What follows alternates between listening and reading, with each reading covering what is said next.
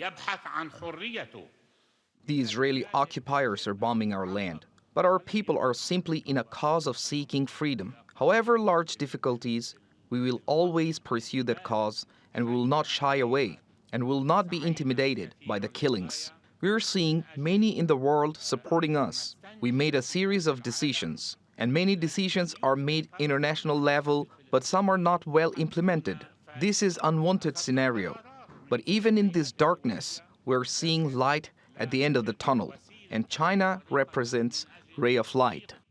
Well, James Dorsey is a senior fellow at the Singapore Middle East Institute. Joins us now for more on this. Thank you very much for talking to us, James. How much of a breakthrough is this likely to be in reality, do you think? I would be cautious. We've seen statements on unity repeatedly over the last few months. And obviously, none of the Palestinian factions can afford to be seen as being opposed to Palestinian unity at a moment at which they're facing a crisis like in Gaza. But having said that, the devil is in the details. Yes, this is the first time that they're calling for a national unity government.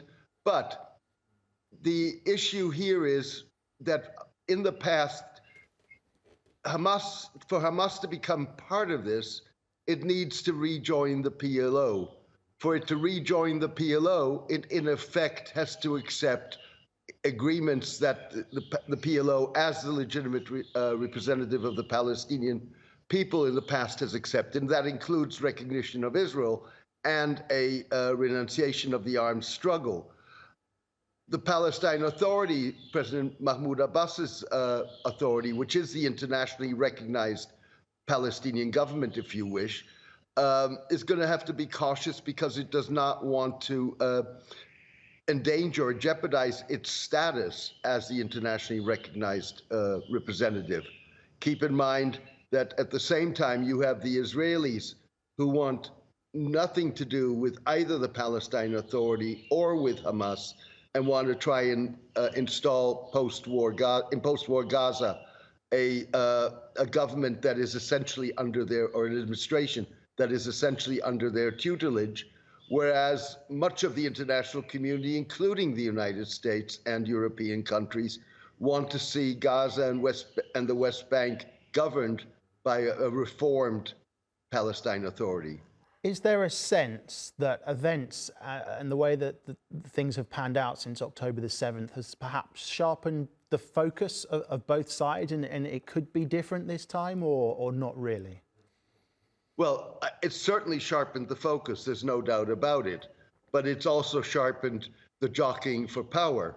Now, one proposal that has been put forward by Hamas, and they said this in recent weeks, that they would endorse a technocratic government or administration in Gaza that is composed of figures that are not directly linked to either the Palestine Authority or Hamas, but were endorsed by those groupings.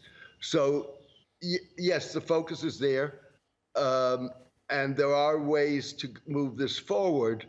Ultimately, the stumbling block is going to be that Israel is not going to deal with a government, or is not going to deal with an administration that is put together by the Palestinian political factions and represents the Palestinian political factions, unless we see major international pressure and a reversal of Israeli policies, which seems highly unlikely. Okay, James Dorsey, thank you very much for your time and thank you for your insight. My pleasure.